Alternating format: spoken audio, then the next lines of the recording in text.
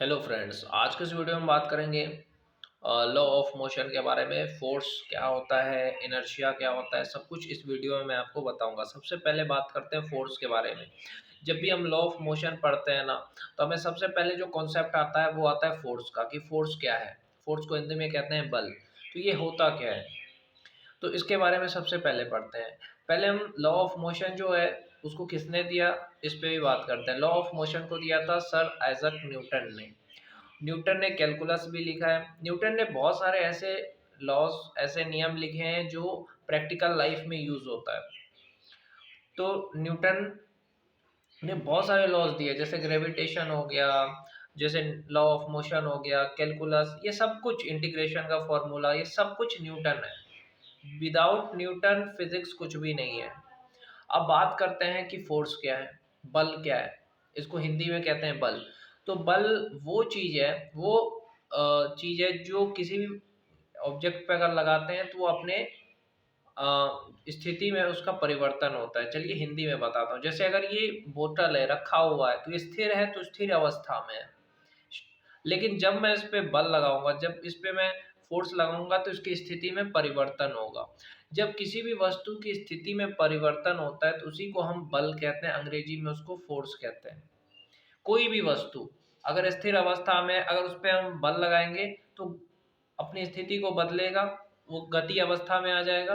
तो उसी को हम क्या कहते हैं, फोर्स कहते हैं। जैसे कोई चल रहा है, जैसे ट्रेन चल रही है और उसको ब्रेक लगाया तो क्या हुआ, स्थिर हो गया। तो उस पर क्या किया गया, बल लगाया गया, तब वो स्थिर हो गया। ये जैसे कोई गाड़ी है, उसको हमने स्टार्ट करा तो गाड़ी चलने लगी, तो उस पर बल लगाया, एक्सीलेटर दिया, तब जाकर वो गाड़ी चली। तो कोई भी वस्तु की स्थिति में जब परिवर्तन होता है, चाहे वो रेस्ट हो जाए, चाहे वो मोशन में आ जाए, तो उसी को हम फोर्स कहते हैं। आप समझ में आया, किसी भी वस्तु को।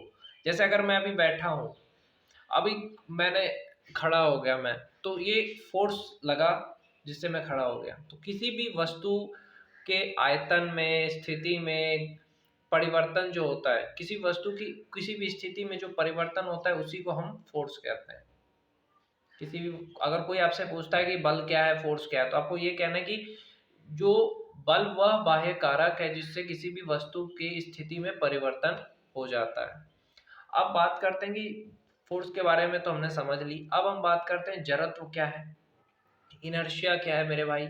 इनर्शिया का मतलब होता है जड़त्व। जड़त्व मतलब अगर कोई वस्तु स्थिर है ना, वो स्थिर अवस्था में ही रहना चाहता है, वो अपनी स्थिति को बदलना नहीं चाहता है, वो अपने आप में परिवर्तन नहीं होना चाहता है, उसी को हम कहते हैं जड़त्व। जैसे कोई इंसान, उसको अगर बार बार समझाया जा रहा है, फिर वो कह रहा है कि नहीं, मैं अपने पे हूँ, मुझे कुछ भी कह लो, मैं यहाँ से नहीं उठूंगा, तो ये क्या है, जड़त्व है। कहते हैं कभी कभी जड़ बुद्धि है इसकी। उसी तरीके से जड़त्व का मतलब क्या है, कि कोई भी वस्तु अपने परिवर्तन नहीं होना चाहता है स्थिति में। जैसे ये बोतल रखा हुआ है, तो ये बोतल यहाँ से हटना नहीं चाहता है, ये जड़त्व है, इनर्शिया है। इनर्शिया दो तरह का होता है। एक होता है जो रेस्ट ऑफ इनर्शिया होता है, और एक होता है motion of inertia. Rest of inertia का मतलब क्या है, जो वस्तु स्थिर अवस्था में रहना चाहता है वो स्थिर अवस्था में ही रहेगा, चाहे उस पर आप कुछ कितना भी फोर्स लगाओ। ठीक है, इसको समझे कैसे। जैसे कि अगर आप बाइक पे बैठे हो और अचानक बाइक चली अचानक, तो आप पीछे गिर जाओगे, क्योंकि आप जो है ना, आपका जो नीचे का बॉडी का पार्ट है ना, वो स्थिर अवस्था में रहना चाहता है, और ये जो ऊपर का पार्ट है वो नीचे गिर जाएंगे आराम से। तो ये स्थिर जड़त्व है।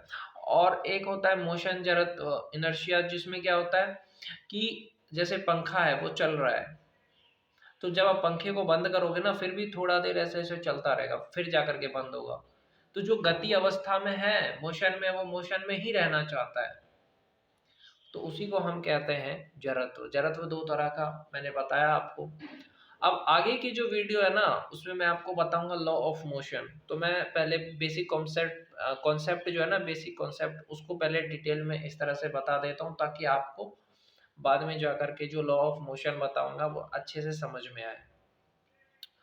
लॉ ऑफ मोशन का थोड़ा बहुत डिटेल बता देता हूँ। पहला जो डिटेल है वो फोर्स का डेफिनेशन देता है। दूसरा जो लॉ है वो संवेग के बारे में बताता है। तीसरा जो है वो एक्शन रिएक्शन के बारे में बताता है। यही है लॉ ऑफ मोशन। इसी को हम डिटेल में आपको बताएंगे अगली वीडियो में। और अगर आपको मेरा कॉन्सेप्ट अच्छा लगा, पढ़ाने का तरीका अच्छा लगा, तो वीडियो को क्या करना है, लाइक करना है, शेयर करना है, और वीडियो के नीचे लिखना है कि कैसा लगा।